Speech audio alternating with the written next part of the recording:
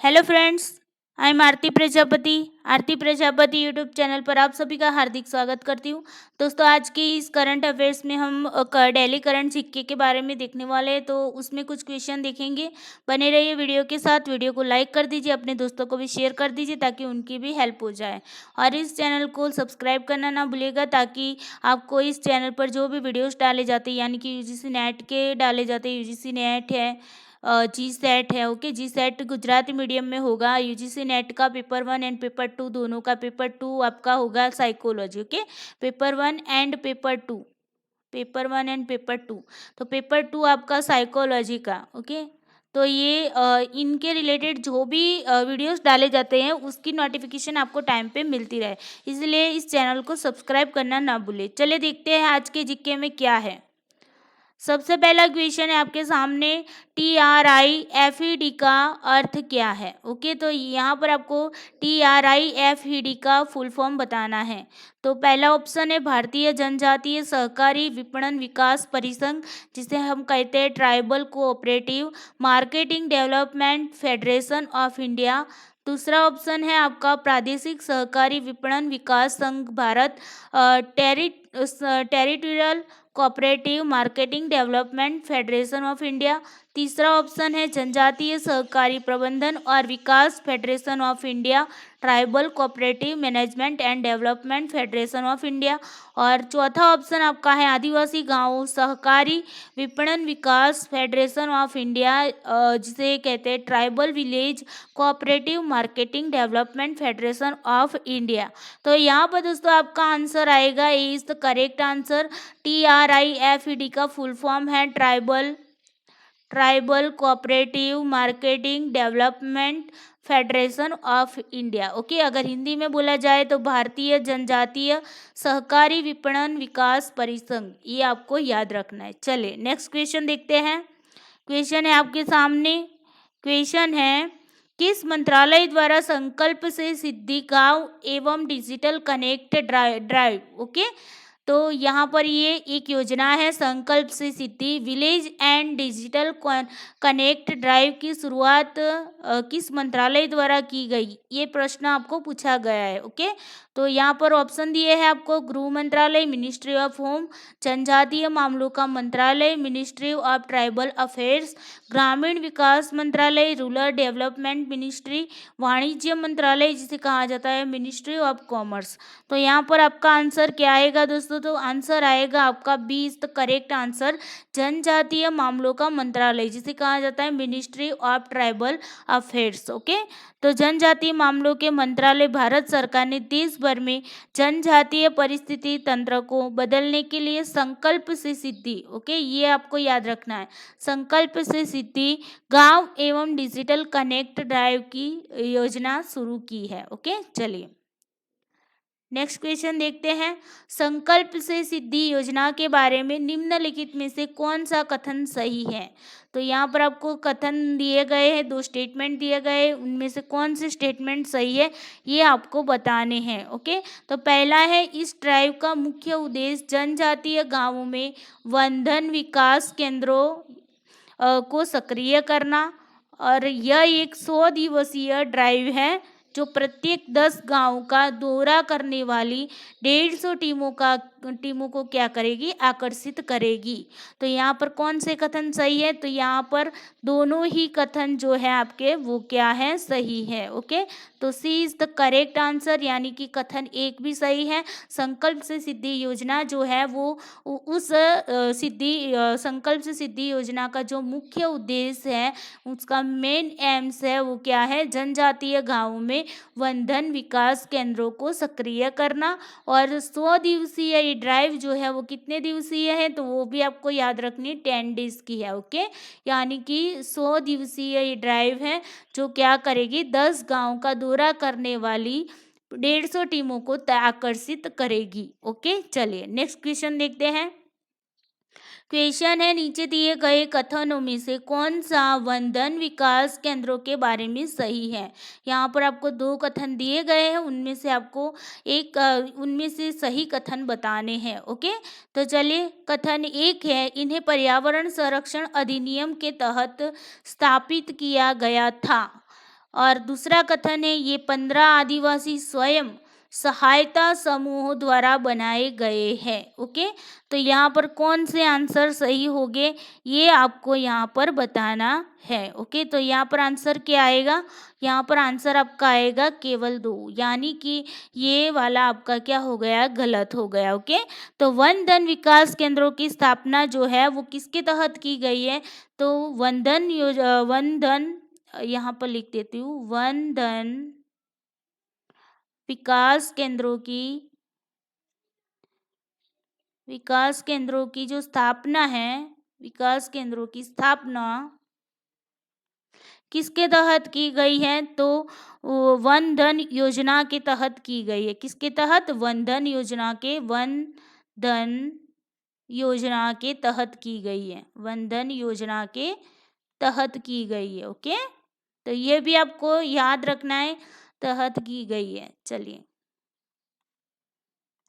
Okay, और ये जो है वो क्या है, 15 आदिवासी स्वयं सहायता समूह, जिसे हम कहते हैं tribal self help groups, okay, उनके द्वारा बनाए गए हैं। तो ये आपको खास याद रखना है कि वन धन विकास केंद्रों की जो स्थापना है किसके तहत बनाई गई है, तो वन धन योजना के तहत इसकी स्थापना की गई है। ओके, और इसमें 15 आदिवासी स्वयं सहायता समूह द्वारा ये बनाए गए हैं। ओके, चलिए,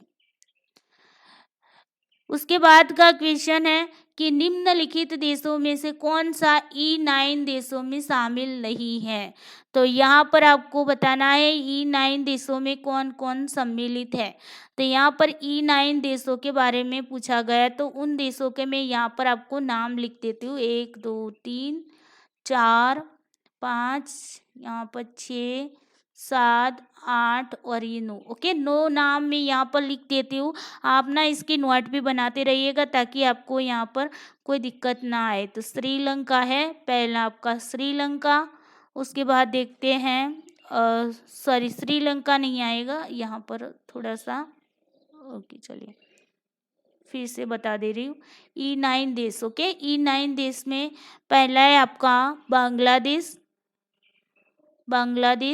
ओके, दूसरा है ब्राज़ील, तीसरा है आपका चीन, चौथा है मिस्र। ओके, पांचवा है भारत,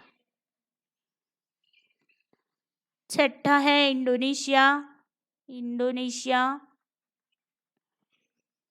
ओके, सातवां है आपका मेक्सिको,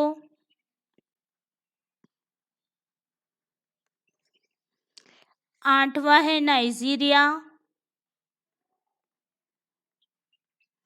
और नौवां है आपका पाकिस्तान।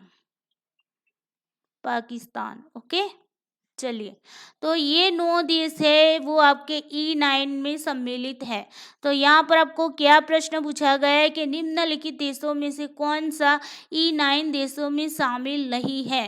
तो देखिए यहाँ पर बांग्लादेश, हाँ बिल्कुल भी है, ब्राज़ील भी है, चीन भी है, तो क्या नहीं है, तो श्रीलंका नहीं है। ओके, तो यहाँ पर आंसर क्या आएगा आपका, A is the correct answer. नहीं के बारे में पूछा है तो श्रीलंका आएगा। ओके, और अगर आपको इसी तरीके से आपको दिया गया है कि कौन सा देश सम्मिलित है, तो ये आपको 9 के 9 देशों के नाम याद रखने हैं। चलिए नेक्स्ट क्वेश्चन देखते हैं, E9 फोरम देशों का उद्देश्य क्या है। E9 फोरम देशों का उद्देश्य क्या है, इसका उद्देश्य आपको बताना है। तो देखिए सबसे पहला ऑप्शन ए है, सभी पहल के लिए यूनेस्को की शिक्षा के लक्ष्यों को प्राप्त करना, विश्व शांति के लिए विरोध करना, जनसंख्या नियंत्रण हासिल करना, और इनमें से कोई भी नहीं। तो यहाँ पर आपका आंसर आएगा, इज द करेक्ट आंसर, सभी पहल के लिए क्या करना, यूनेस्को की शिक्षा के लक्ष्यों को प्राप्त करना। Okay, to achieve the goals of UNESCO's education for all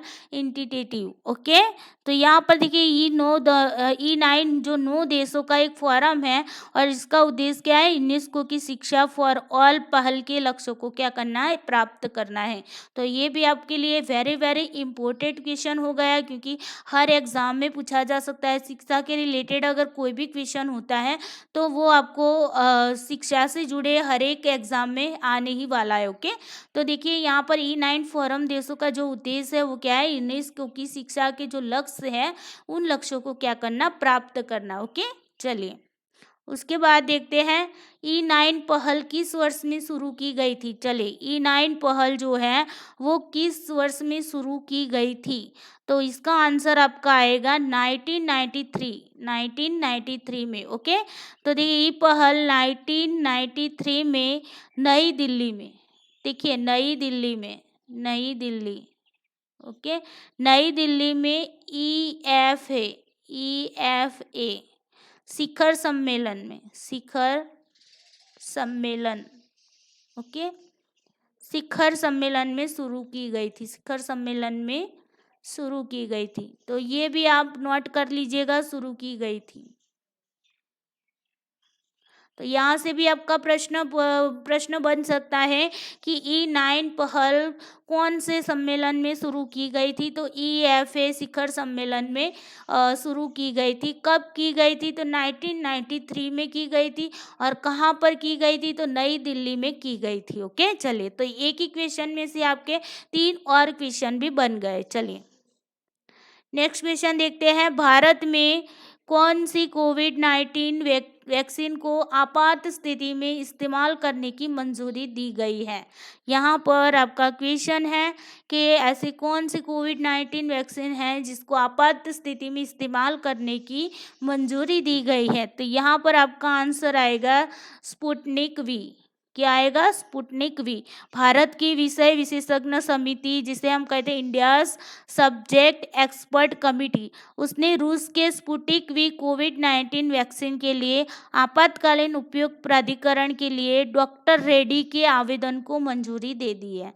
तो किसने आवेदन किया था, तो डॉक्टर रेड्डी। ये नाम भी आपको याद रखना है, डॉक्टर रेड्डी। ओके, तो डॉक्टर रेड्डी के आवेदन से क्या किया गया है, जो स्पुतनिक वी जो वैक्सीन है, उस वैक्सीन को किसके, रूस की है। ये किसकी है, तो रूस की है। ओके, ये भी आपको याद रखना है कि स्पुतनिक वी वैक्सीन कहाँ की है, तो रूस की है। ओके, तो रूस की स्पुतनिक वी कोविड-19 वैक्सीन जो है उसे आपातकालीन समय में इस्तेमाल करने की मंजूरी दी गई। और उसके लिए किसने आवेदन किया था, तो डॉक्टर रेड्डी ने आवेदन किया था। ओके, तो ये भी आपको याद रखना है। चलिए नेक्स्ट क्वेश्चन देखते हैं। क्वेश्चन है, कौन सा देश D10 देशों के समूह में शामिल नहीं है। D10 देशों में के समूह में शामिल नहीं है। तो यहाँ पर हम D10 में G7 देश शामिल है, ये आपको याद रखना है। D10 में कौन से G7 देश शामिल है, जिसमें नाम दे देती हूँ, UK, US, इटली,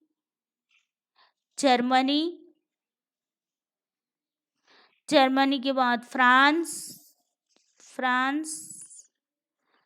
जापान और कनाडा। ओके, कनाडा और ऑस्ट्रेलिया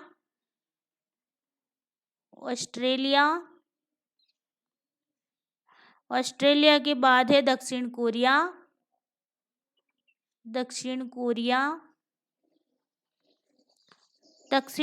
के बाद हमारा भारत। ओके, भारत। ये जो देश है वो आपके किस में है, D10 देशों में सम्मिलित है। यानी कि 1, 2, 3, 4, 5, 6 और 7, 8, 9 और 10। ओके, ये 10 नाम आपको याद रखने हैं, किसमें, D10 में याद रखने हैं। UK, US, Italy, Germany, France, Japan, Canada, Australia, दक्षिण कोरिया और भारत, ये D10 देशों में सम्मिलित है। और D10 देशों में G7 के देश भी इसमें सम्मिलित हो गए। ओके, तो यहाँ पर कौन सा सम्मिलित नहीं है समूह में? तो यहाँ पर आपने देखा होगा कि कौन सा नहीं है, ब्राज़ील नहीं है। कौन सा नहीं है? ब्राज़ील, यानी कि D is the correct answer. Okay, अगर सम्मिलित की बात की जाती है तो आपको ये 10 जो भी देश है, कंट्रीज है, उसे याद रखनी होगी। ओके, और सम्मिलित नहीं है यहाँ पर ये पूछा गया है, तो आपका आंसर क्या आएगा? ब्राज़ील। ओके, चलिए नेक्स्ट क्वेश्चन देखते हैं। क्वेश्चन है आज का लास्ट क्वेश्चन है। ओके, तो देखिए क्वेश्चन क्या पूछा गया है कि देश में कोविड की स्थिति में सुधार होने तक किस दवा का निर्यात भारत सरकार द्वारा प्रतिबंधित किया गया है? तो कोविड-19 की स्थिति में सुधार लाने के होने तक जब तक हमारी कोविड-19 की स्थिति में सुधार नहीं आता है, तब तक कौन सी दवा का निर्यात करने के लिए भारत सरकार द्वारा क्या किया गया? प्रतिबंधित किया गया है। तो यहाँ पर आपका आंसर आएगा रेमडेसिविर। ओके, रेमडेसिविर जो है उसके बारे में थोड़ा सा बता देती हूँ। तो रेमडेसिविर आखिर है क्या? ओके, तो देखिए ये एक दवा है और 11 अप्रैल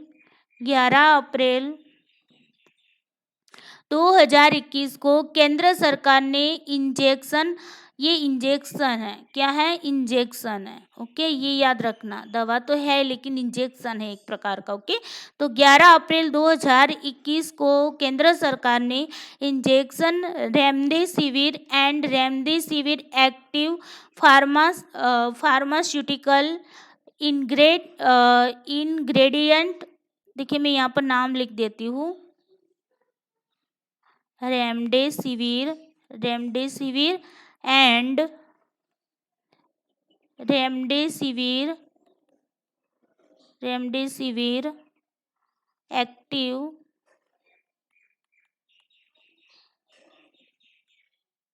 फार्मास्यूटिकल्स